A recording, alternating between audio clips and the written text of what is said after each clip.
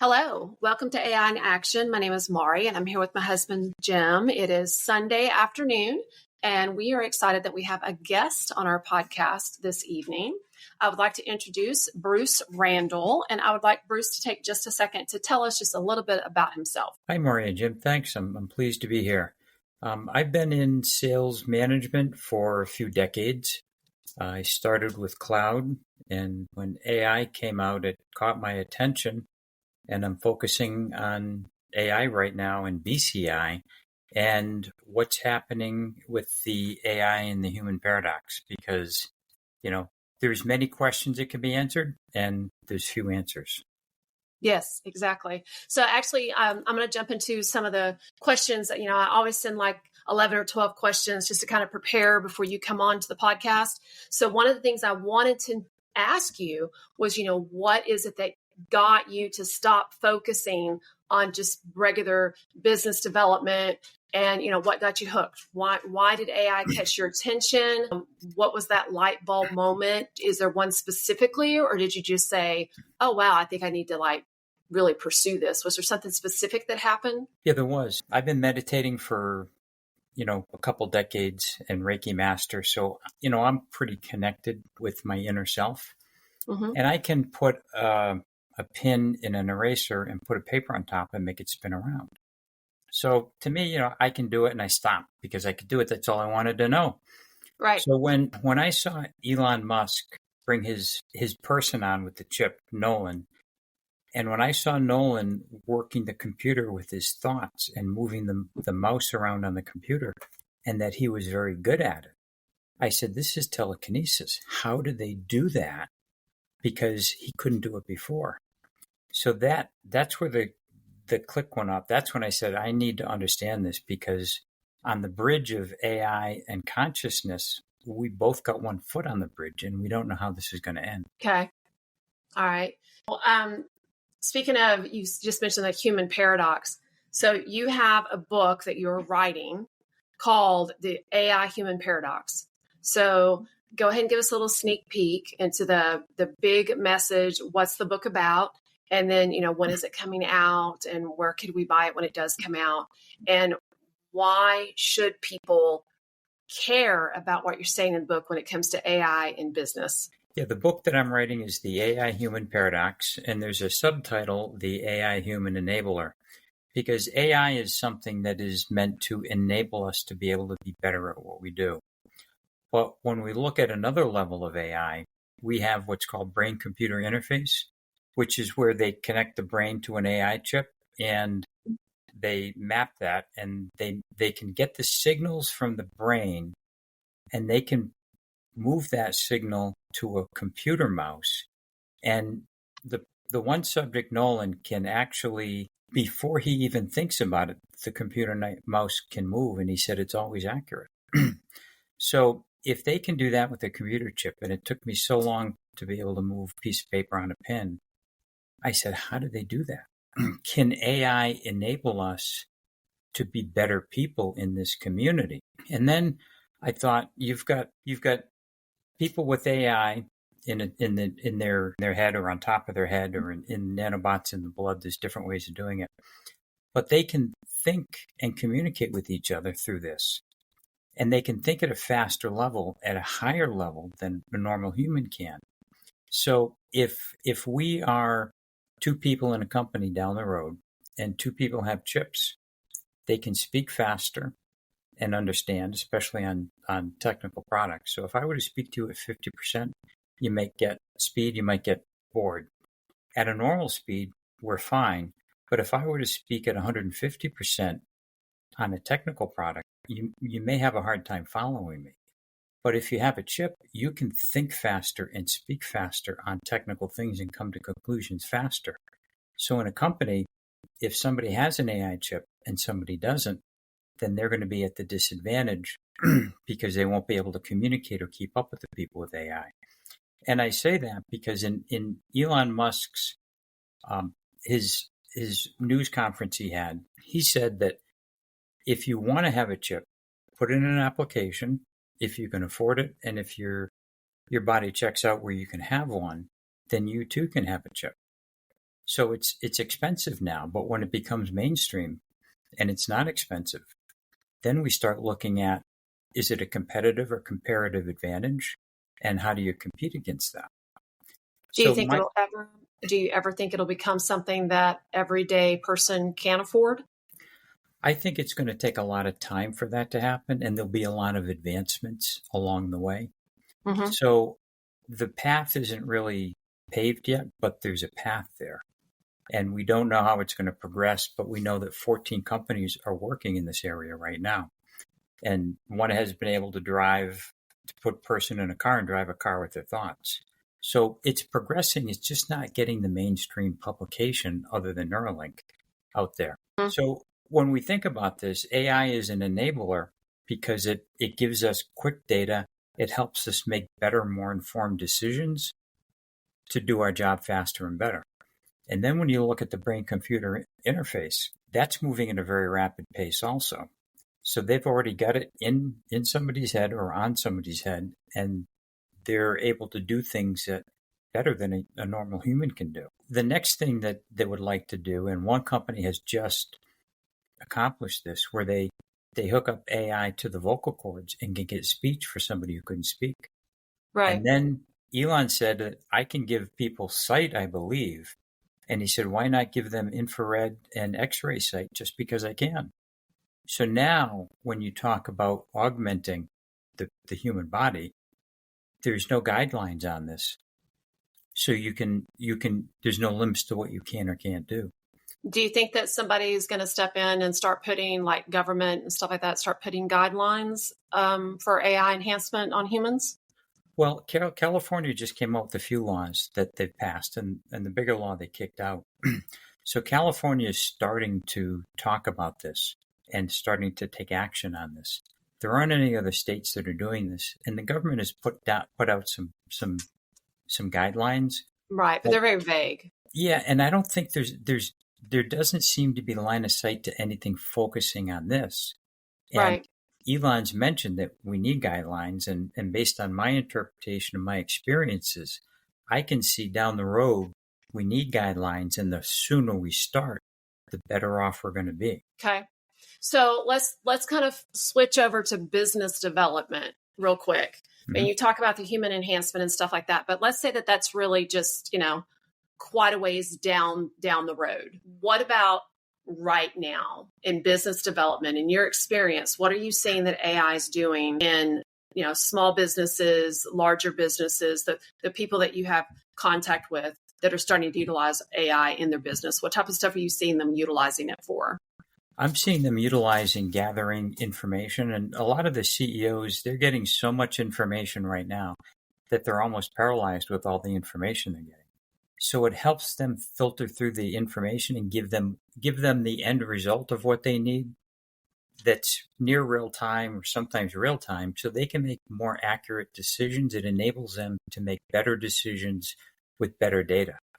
And I see that happening, very at a low level with chatbots, because you can get chatbots that can automatically send out messages to a customer that doesn't have a good experience and apologize for it and invite them back and give them something to come back on. And when they come back in the door and they say, "Hi, I'm coming back because of this," now you're on notice. You've got somebody that didn't have a good experience. You need to do everything you can to make sure they do have a good experience. Where before, that's usually wasn't set up, but then if it was, somebody had to really monitor it. Here, you can have it come up on your phone, your computer. You can access the information so much easier because it's automated and it's easier to get to that. Mm-hmm. Mm-hmm. Yeah, and I can see how. I've had to interact with people a lot on computers, like with just like basic technical questions and stuff like that.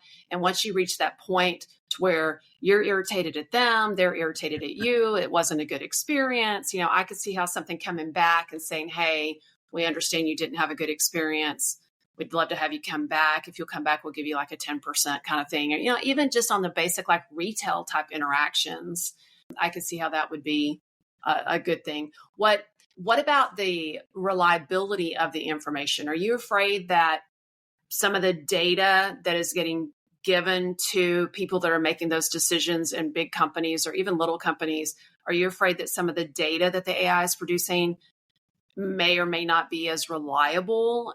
And are they just taking that data at face value and then making decisions based on something they haven't vetted as actual? Well, I think the data that you get from a search engine or AI, it's buyer beware.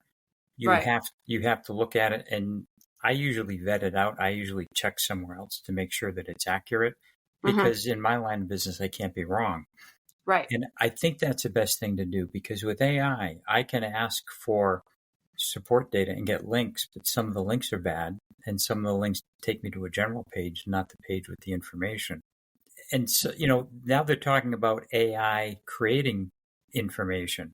So AI is a big database of information. And if it's going to take that and create more information from that, it's going to take all the faults or prejudices or opinions or anything and create them with it. So you don't, Right. you're just propagating more of what you had, good and bad. And I think that is something that we need to be aware of in AI data. Right. I know that when we are out doing like teacher training and stuff like that, one of the things that we like to tell teachers is that if you ask politely, you get a better answer. And they're like, what? Why is that? That's wrong or whatever. I'm like, no, because an AI has been trained by a human. And if a human is interacting with another human that is not a nice human, they're not going to want to interact with them for very long. Versus if you're interacting with somebody who's polite and nice, you're going to interact longer. And since humans are the ones that have trained the AI, then it makes sense that the AI is going to respond better to someone who is polite versus someone who is not. So, it's all about the training as far as I'm concerned and we're concerned when it comes to teachers and stuff like that. But okay, I'm going to kind of go off script for just a second, because I want to ask you, you talk about business and what it's doing in businesses. What's your opinion about what it can do in the educational field? Or for now specifically, we're K-12 education. And I don't see K-12, anyone under the age of 18 or whatever, having any AI enhancement unless there's a medical need, which I'm very excited about what AI can do in medical. I mean, as I told you, we had to reschedule this podcast. We just lost an elder relative of ours. And some of the things that we think that AI could have done to help with pain management or, vision or talking or, all those things, to me, that's just a marvelous thing that it can do. But what about in K-12 education? What do you think that AI can do for that? Well, it's interesting you ask that, because I spoke to an Army teacher, and she's told me that she mandates AI to be part of her class. And she gives her students or cadets assignments to work on AI to get the results. And she does that because she says AI is part of the fabric of who we are and what our technology is. And it's not going to go away. No. And they're better off if they understand how to use it than if I don't teach them how to use it and teach them critical thinking, which is a very important part of this. Oh, yes. Before they go out into the world. And I think she's doing a great service, because she's bringing it in and teaching them the guidelines, how to use it, how to be aware, how to think for yourself based on the information you're getting. And I think that's a very important part of it. I agree. Unfortunately, I think that a lot of our K-12 institutions are not quite there yet. So, all right, I'm going to get back on script real quick. So everyone's talking about how AI is going to make everything faster. It's going to make everything more efficient, which you've kind of, touched on, and that we're like a real long game. You're saying that eventually, in your opinion, AI is going to be literally part of the human body, basically, that we're going to integrate to that extent? Or are you thinking that it's just going to be for those who are almost like a meta-glass type of thing or a medically necessary type thing? Well, my wife is a doctor, so I see where AI can help in the medical field in many different areas. And to answer your question on the human part of the brain-computer interface, we've got a path right now. We don't even have a road built. So where we're going to go on this is really unknown right now. But it's, Elon, who's the most public of the 14 companies, is inviting people to put applications in if you want a chip. So that's propagating people who can afford it and who are healthy to get a chip and to make them a little bit better in areas than somebody else. So I see that here to stay.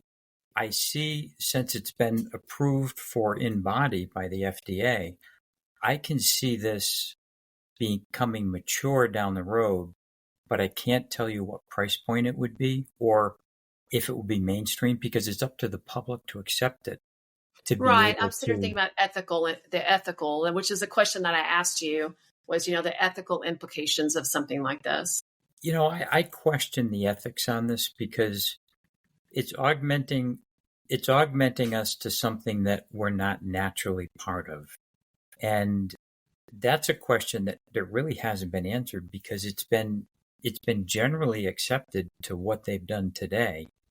And I think that it crosses some lines there, and it's up to the public, the government.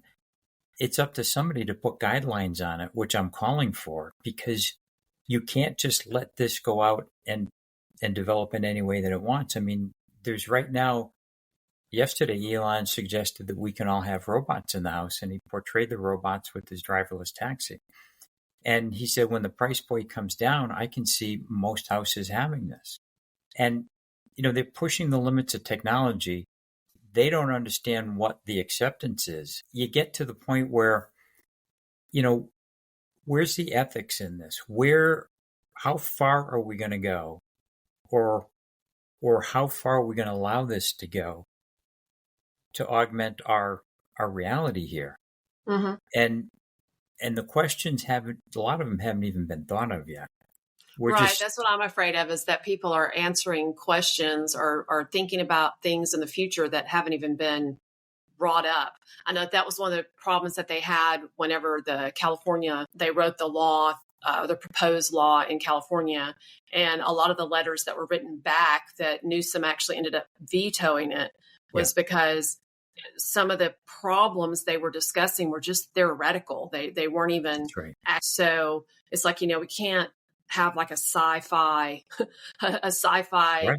science fiction law when things haven't actually happened yet. So what about like jumping on the bandwagon? That was a question that I had put there was, do you think that everyone is going to be willing to jump on this bandwagon? Or do you think we're still going to be getting a lot of resistance when it comes to what artificial intelligence can do? I'm personally seeing a lot of pushback, but the main thing I'm seeing is a lot of, I'm going to just ignore it and it's going to go away, or it's not going to be happening in my lifetime, or it's not going to be required for me to do this before I retire from the teaching profession. So that's a lot of what I'm seeing.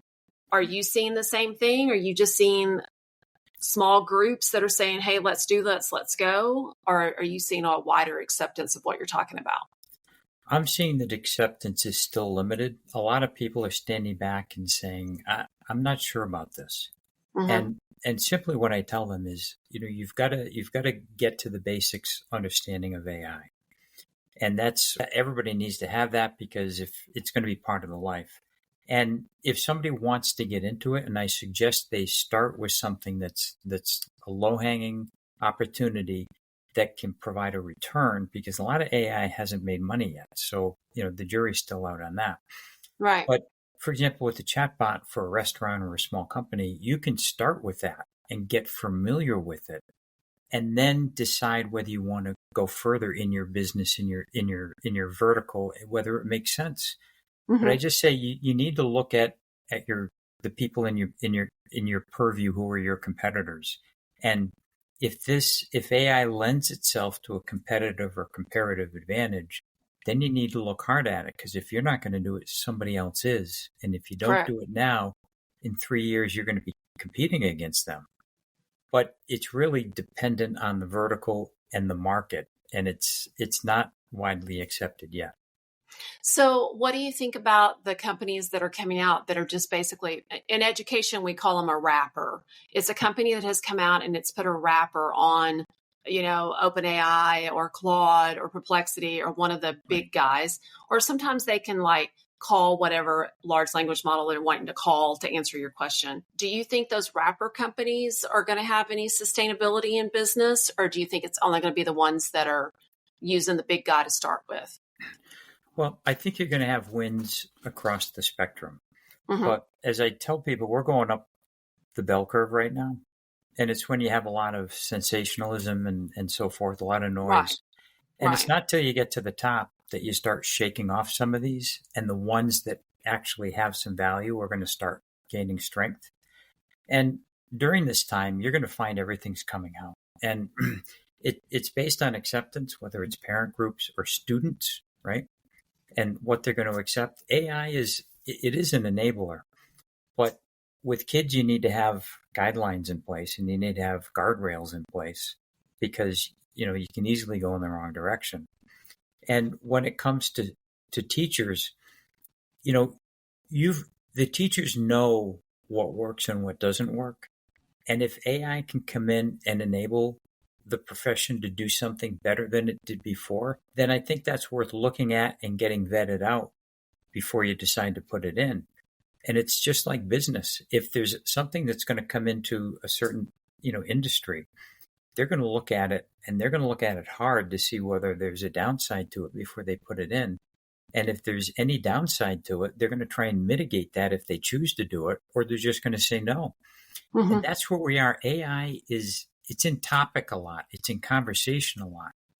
But the big guys have put it in place because they can and they have, they have good benefits for doing that. The smaller companies are still looking at it and saying, they're still vetting it out and they're still unsure of it because it is, it's only a couple of years old. And we had the software available decades ago, and then we had this chip that could run it. And in 2 years, we put them together and here we are. And as soon as quantum gets finalized and you put AI with quantum, then you're going to have another, quote, quantum leap, right? Right. But that's if and when. So we don't know that yet. Right.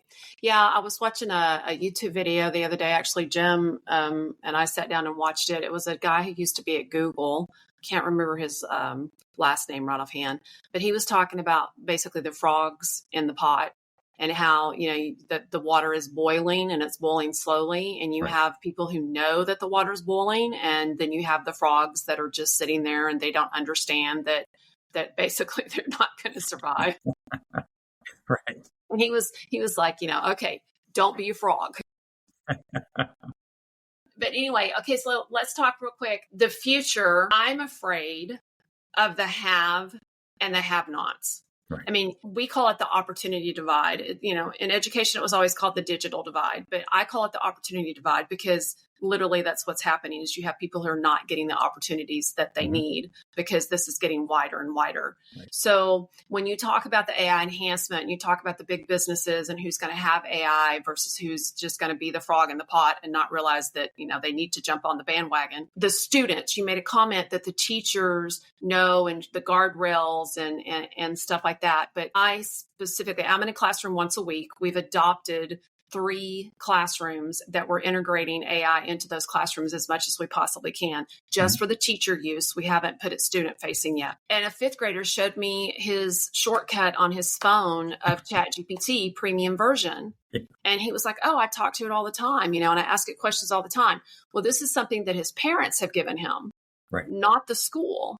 And Right. so, and then you have those little kids in the 5th grade classroom that, what's an AI? And so I'm already seeing this huge disparity between the knowledge versus not knowing. How do we address that? I mean, how do you address that, not just in businesses, but also in education? Well, I think in education, with the parents, you can't control what the parents are going to give the kids to work with. Right. The little kid who showed me his shortcut, I asked him, I said, what does your dad do? And his dad's an engineer that works out of Austin and drives back and forth every day. So Sure. I'm like, okay, well, that's why you know what it is, Right. So.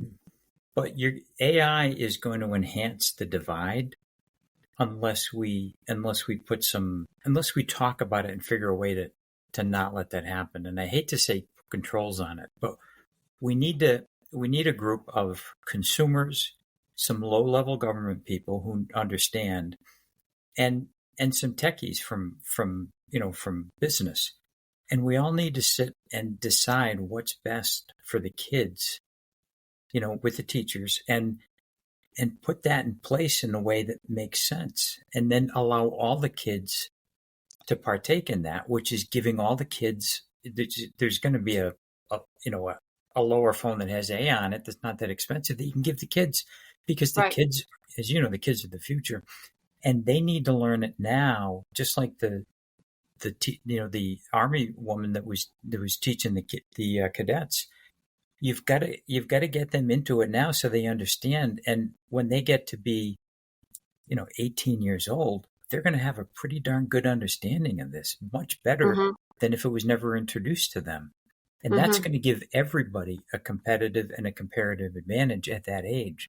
But unless we do it for everybody at that level, you're going to find the disparities just going to go to who can afford it and who can't. And that's not the way we want it to go. Right. I'm almost to the point. I deal a lot with like different state policies. Like, okay, this state has a policy about AI. This one doesn't, so forth, so on. I think we maybe have 13, 15 states who have actually came out with a guideline. But again, very vague. I'm almost to the point where I'm like, okay, we're going to have like a federal level. You're going to have to teach this in K through 12. Right. I mean, and not just leave it up to the states to decide about AI, because I think AI is not a state problem. AI is a global discussion. And it's such a differentiator that you can't ignore it. You have to teach it because it's that much of a differentiator. And all the kids have to get the same equipment so they can all learn the same on all of this. And it's an additional cost, which nobody wants to hear. Well, it's going to be an unfunded mandate. I mean, it's going to be something they do it all the time. I know in our state, and I know we were in California not so long ago, and they were talking about, unfunded mandate. They're going to come in and they're going to say, you have to teach this to the kids. Oh, by the way, you figure out how to pay for it. Congratulations. And you figure out where you're going to get that extra 30 minutes every, twice a week to put it in your curriculum. And oh, by the way, you still have to teach analog clocks and everything else, and how to write in cursive and all the other stuff that we're trying to teach. So I'm sure that's going to be fun. Okay, so we're almost out of time. So I wanted to flip back over to the business side real quick. And basically, I'm going to ask you that last question. I'm a business leader. I just listened to this podcast. I'm one of the frogs that's in the pot. And I went, hang on, AI, what is that? What do I need to do? So tell me where to start. I'm that business person. What do I do? Where do I start? If they don't know where to start, what they can do is, I have a website. It's the name of the book, the AIHumanParadox.com. Okay. And I work with companies to get them introduced to AI. And that's where my strength is. And I can work on the advanced, but they have to at least start somewhere and then decide where to go from there. And that's what I would suggest for somebody who's looking to get into it and understand it and how it could apply to them in their business. That's one of the low risk ways to go, and a way I can explain it to people. And I just took a course at MIT that I understand now the back end of AI, which I understood to some level, but I understand it well now. And AI is a software enabled with the fast chip, really. In the future, we're going to go to data. I call them data lakes. But you're going to go to a data lake of verified specific information for one certain topic. And people who have like domain expert, your data lake is going to be your domain expert stuff. And you may have to pay for that, right? But it's not going to be corrupted. It's true data, which is hard to find. Okay. So last question, and then we're going to say goodbye. Would you recommend a small business owner start with the free version of ChatGPT, start with the free version of Claude, free version of Perplexity? Do you have a favorite large language model that you think is outperforming the other large language models right now? I still prefer Perplexity, and I pay for that because I want to get more out of it. Llama is pretty good from what I understand, and the new version came out, and that's supposed to be very good. But once you decide what it is you're looking for, then you can choose the platform that's best suited for you. Right. Right. So, I mean, like some of them are good for like large files that you can upload large files into Claude and so on and so on. Okay. Well, Bruce, it was very nice talking to you. I really appreciate you sitting down and I'd never really thought about some of the medical advancements that might be happening and very futuristic there. So I really enjoyed the conversation. Thank you so much for being on. My name is Mari, and I'm here with my husband, Jim, and we hope that you guys have a marvelous rest of the week.